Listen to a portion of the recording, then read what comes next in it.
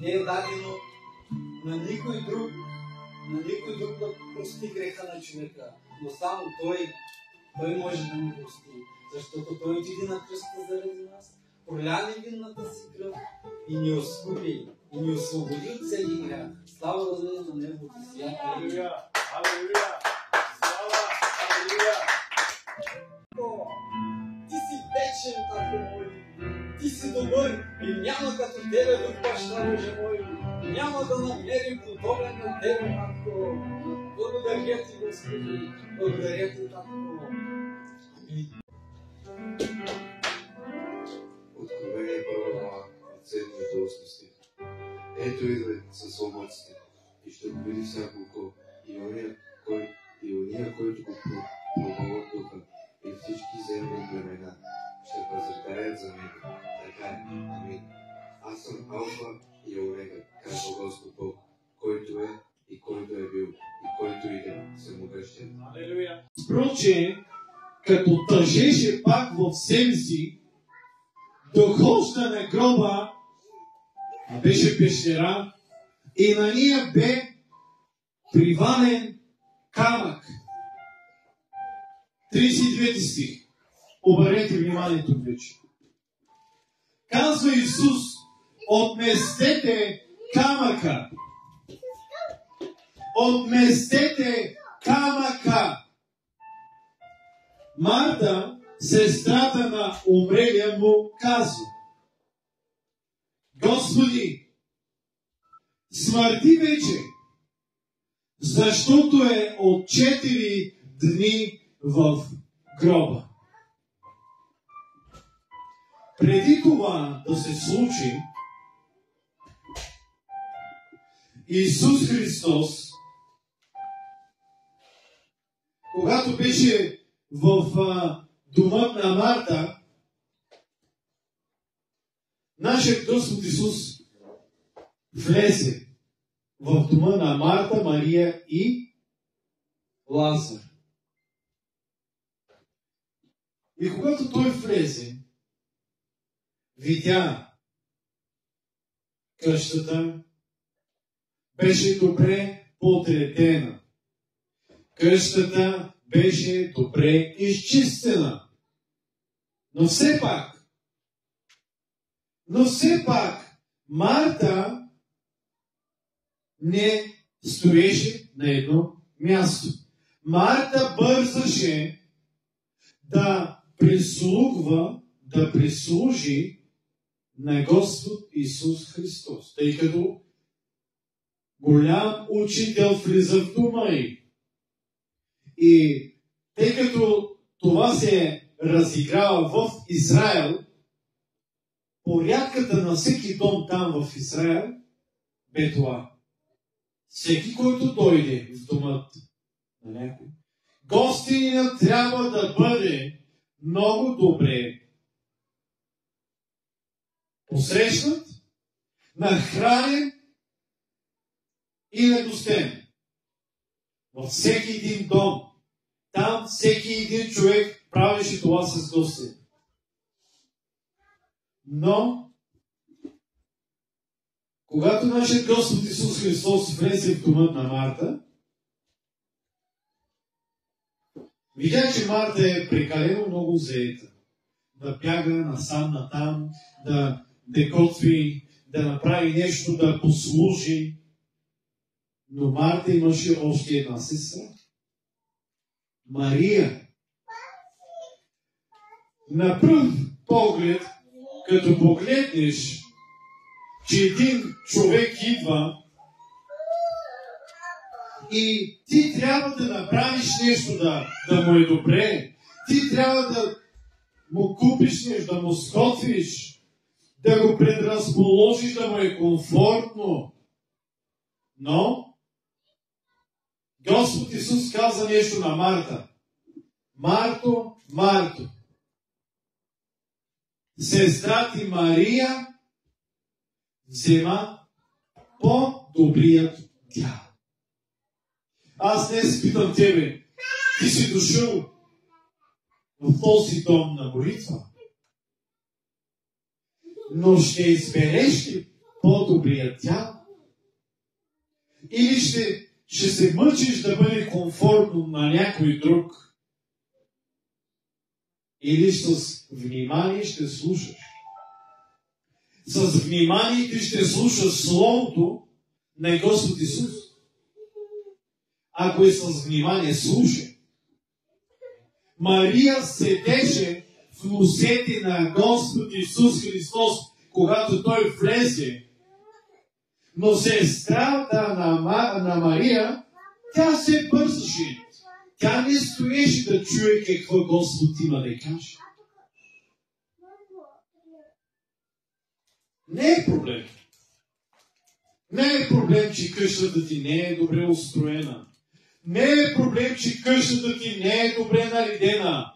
Не е проблем за Господ Исус, че къщата ти не е пометена. Не е проблем. Но когато вече стане преварена работа, вече гостининът е дошъл. Не дей да се занимаваш с това, да оправяш това, онова. Не се занимавай с това. Напротив, вече гостининът е дошъл. И ти трябва да дадеш внимание на това какво ще каже той. Мария взема по-добрия дял и седна в нозете на нашия Господ Исус и слушаше с охота. Амин. Затова вниманието ни не бива да бъде както на Марта. Добре, по-човешки казано и видяно добре. Марта се трудеше, нали? Искаше да нагости учителя си, да направи нещо вкусно. Но всичко си има ред. Всичко си има ред, защото Бог е Бог на реда и дисциплината. Ако в един дом няма ред и дисциплина, брат и сестра, идва ти един гости и всичко е хаос. Всичко е в хаос. Всеки крещи, бяга насам натам. Какво се случва? Вниманието ти бива разконцентрирано. Не говоря за децата. Децата ние не можем да ги спрем. Те нека се движат. Но големите, когато дойде въпрос за слово, трябва да бъдеш средоточен, да гледаш към Господ Исус Христос. Не към мен, не към брати, не към сестрати. Не. Отвори ушите на сърцето си за Господ Исус Христос и дай вниманието си.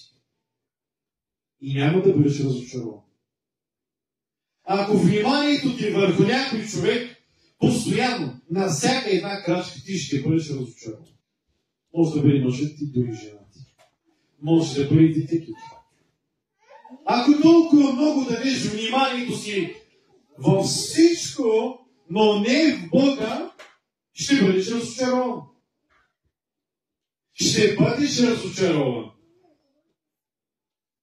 Ако ти си приел Неговия дух, то вниманието ти ще бъде насочено към Него. Но ако духът на Господа не е в теб, братко и сестро, много внимавай. Вниманието ти не е към Бога. Вниманието ти е някъде другаде. Но трябва да знаеш нещо друго, преди да започнем. Когато вниманието ти не е в Бога, в Словото Му, в присъствието Му, а е нещо друго, то тогава ти напразно си дошъл. Да беше там, където е сърцето ти.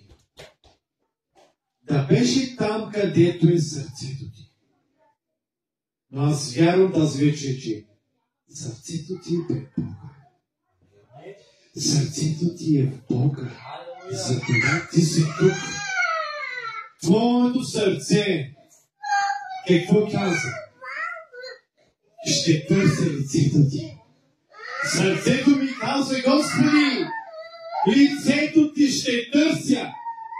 Когато ти ми каза, сърцето ти ще търся, Господи. Лицето ти ще търся. Алелуя.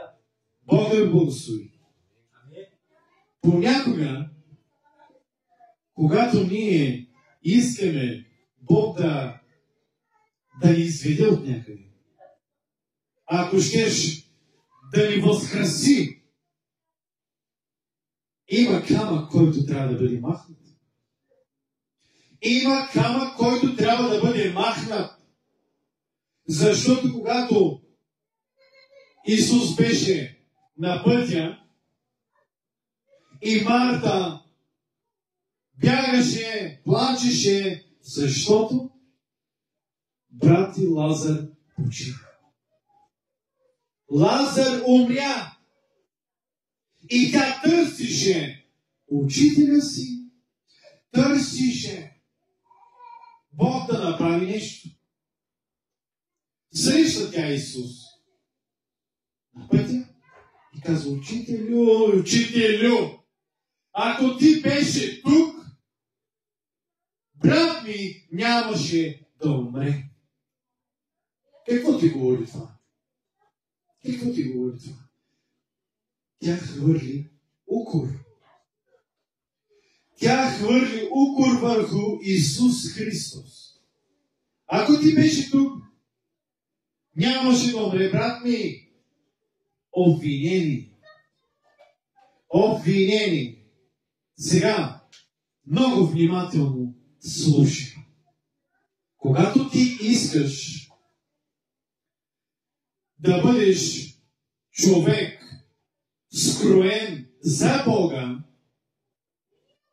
не трябва да обвиняваш брат си и сестра си. Амин?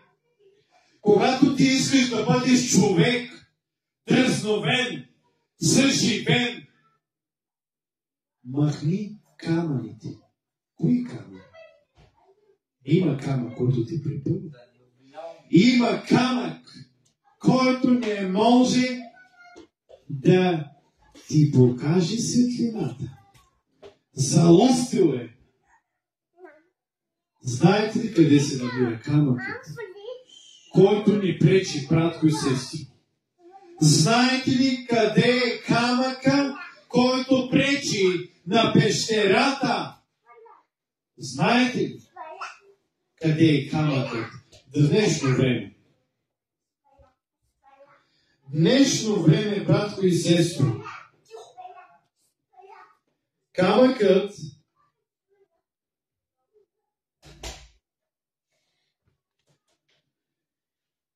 който ти пречи, е точно тук, в очите ти. В очите ти е камъка, който закрива светлината, която Христос има за тебе да те усари, ако вярваш, отдай слава на Господ Исус. Отдай му слава. Камъкът стои в очите ти. В очите ти. Кой обаче слага този камък? Когато види брат и сестра ти, че ти си вече залязваш, когато види, че ти вече умираш, или вече си умрял, или вече си далеч, затваряте. Той бута камъка да си седиш в обяснението, да си седиш в притеснението, да си седиш в тъмнината. Но, какво казва? Какво казва Господ Исус? Халелуя! В 39 стих. 39 стих. Казва Исус, отместете камъка. Отместете камъка! Ако днес на тебе ти пречи нещо, брат и сестро, отмести камъка! Отмести камъка! Не ми харесва тази църква. Не ми харесват тези брати и сестри. Не ми харесва пастора, не ми харесва лидера. Отмести камъка. Как да отместиш камък? Да избягаш да идеш на друго място? Не. Не. Започни да се молиш. Започни да постиш. Започни да се обграждаш с хора, които искат присъствие, които искат съживление. С такива хора се обграждай. Ако в тази църква няма хора, които търсят Исуса Христа, ами просто говорят глупости. Ревнуват, че някой е по-помазан, ревнуват, че някой има помазание, което Бог му дава да го изработва, а той и няма. Ако в една църква има кремъл, вражда, разпри, капки и разцепление постоянно. Не е твоето място там. Защо ще кажеш? Защо? Защото когато една църква не слуша, не е покорна на първо място към Божието Слово, тя чува Словото, но не го живее. Не го живее. А какво живее? Какво живее? Ще живее, но не по стандарта на Божието Слово. Не е по стандарта на Божието Слово. Тя ще живее тази църква. Хората са църквата. Когато казвам църква, значи са хора, брат и сестри. Не е сградата прави църквата. Вие и аз и всеки един, който издига Господ Исус Христос, Той е църквата. Затова, когато говорим за църквата, значи говорим за хора. Говорим за хора. Разпри, разцепли, кавги, раздори. До кога, бе? До кога?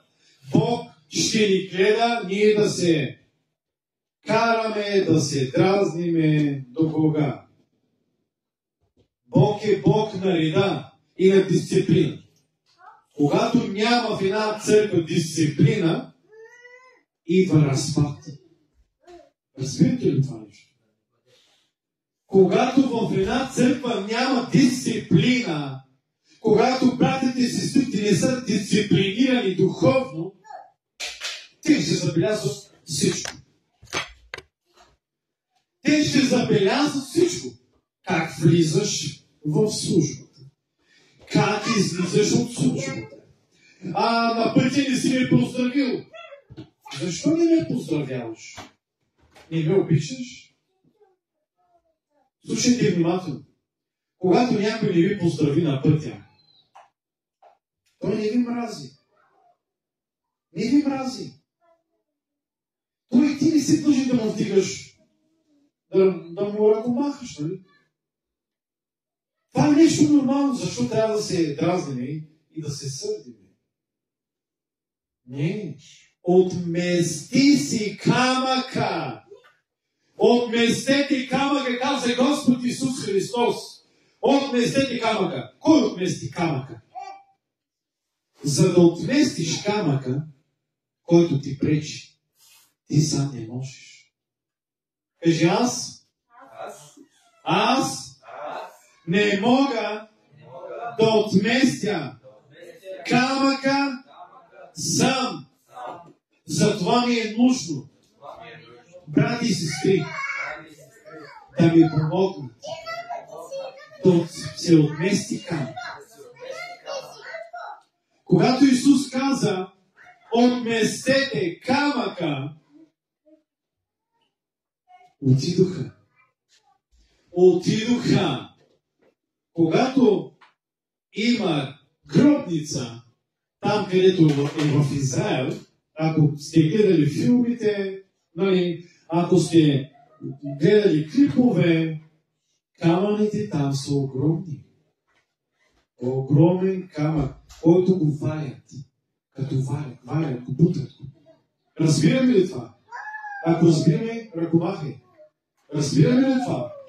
Големият камък се валя, търкаля се.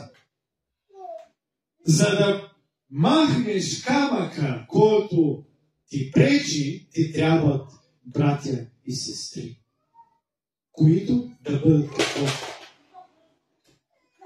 Да бъдат екип. Без екип църква не може да стане, братко и сестро. Без екип ти не можеш да угодиш на Господ Исус. Преди да се оформи църква, трябва дисциплинирани брати и сестри, които да бъдат екип. Екип. Знаеш какво значи екип?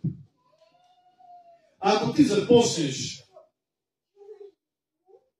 да дърпаш едно въже, а на това въже има един камион, сам ти не можеш. Ще извикаш брат си, ще извикаш братовчет-си, ще извикаш баща си, ще извикаш дядо си, но ще дръпнеш този камион. Така ли?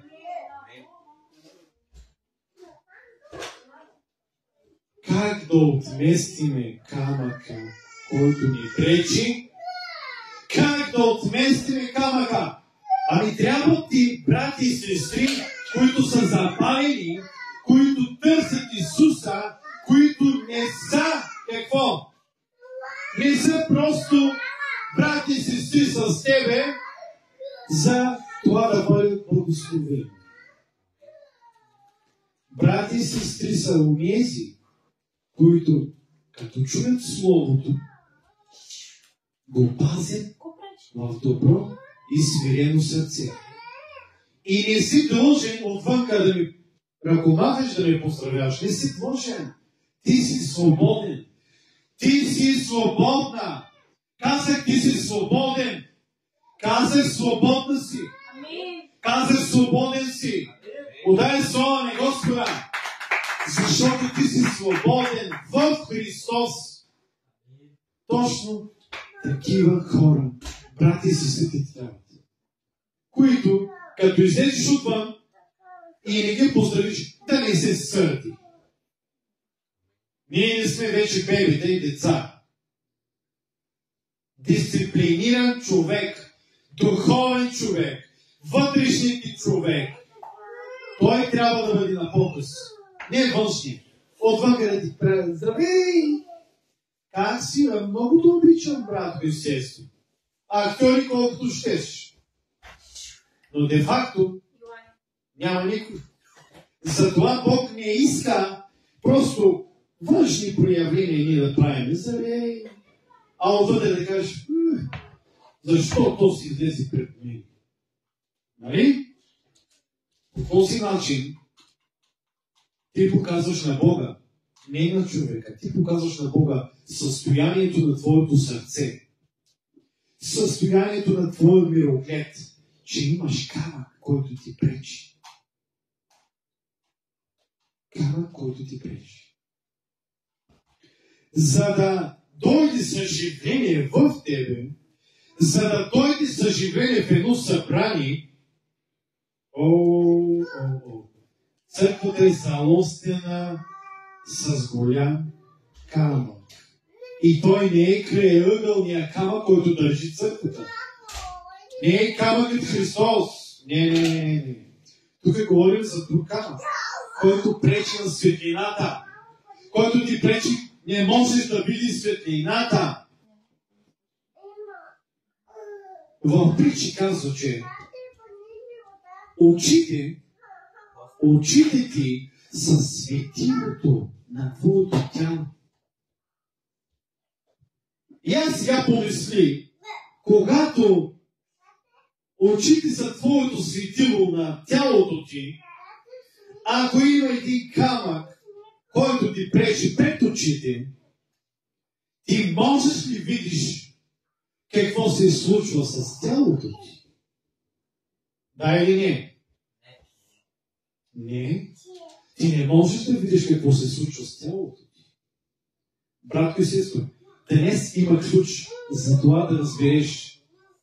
Когато ние изпадаме в грях,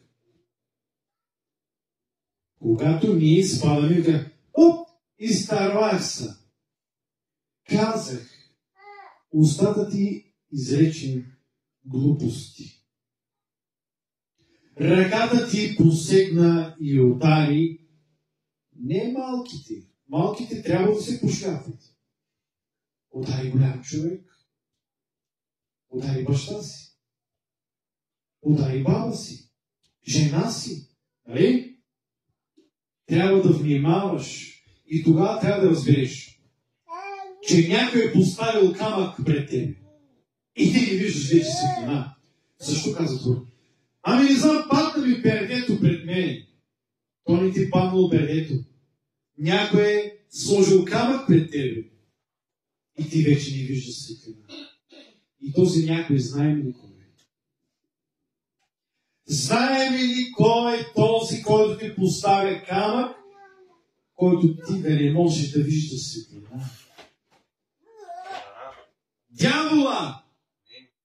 Дявол и Сатана! Той поставя камък пред очите ти, за да не виждаш какво се случва с тялото ти, за да не виждаш какво се случва с църквата, за да не виждаш, а да се стоиш в гробницата. Както Лазар стоеше в гроба, но познай, има един, който може да възкресява. Има един, който когато каже махнете камъка, идват ангели, които отвалват камъка и светлината прозира. Светлината те докосва и те изцелява. И кой е светлината? Господ Исус Христос е пътят, истината и живота. Светилото на нашия живот е Господ Исус Христос от Назарет. Подай му слава. Ръкопляскай за Господа, халелуя. Ръкопляскай за Господ Исус. Той те вижда сега и Той те чува. Той вижда сърцето ти. Той вижда мислите ти. Той вижда ти как се наслаждаваш, но вижда също и как говориш за брат си, сестра си в момента. Той вижда, че ти в момента си поставиш картини. О, да, извърших това, извърших онова. Има ключ за тази вечер. Махнете камъка и се покайте, защото покаянието ще доведе спасение към нас. Бог да ви благослови. Нека да се изправим и да завършим с молитва. Алелуя. Боже Господи, благодарим Ти за това Твоето Слово, Боже.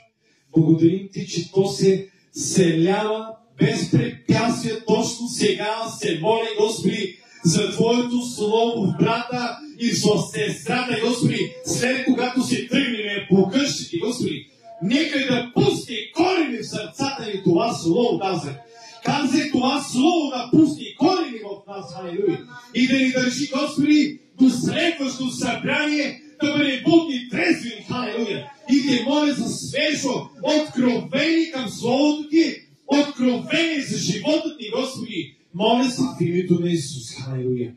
Благодарим Ти, Святи Дух, за Твоето присъствие. Нека кажем Амин. Амин. Халелуя.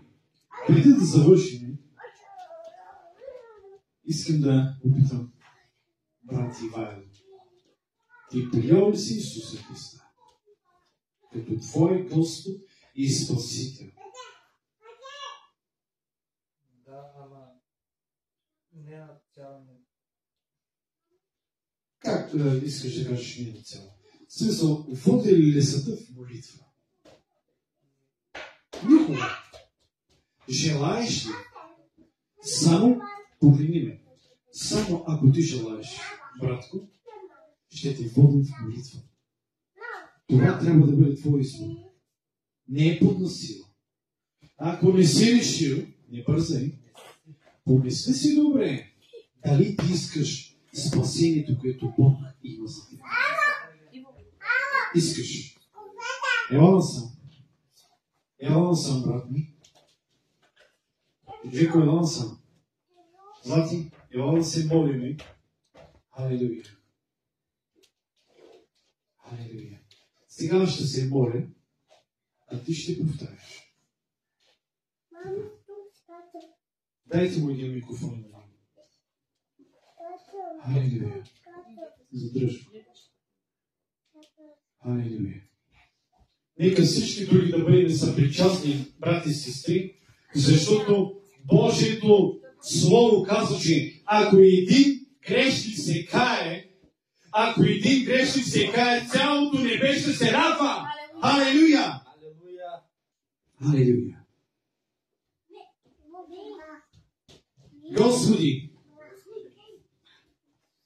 Господи Исусе, аз съм днес тук и искам да се покая за всичките ми грехове, всичките ми беззакония, всички онези грешки. Аз се отричам. Точно сега. Заради Тебе. Господи Исус. Заради това, че Ти умря и възкръсна. Заради това, че Ти ми прости всички беззакония, грехове, проклятия. Ти ги закова на кръста и отдади себе си като жертва свята, угодна за моите грехове. Благодаря Ти, Господи Исус. Господи Исусе, аз днес отварям сърцето си пред всички свети, пред земята и пред небето. Аз отварям сърцето си за Святия Дух, за Исуса, за Отец. Елай, Господи Исус. Отварям сърцето си. Живей в мен. Направи храм и обиталище в сърцето ми. Говори ми, Господи, чрез Святия Дух. Пази ми, Господи.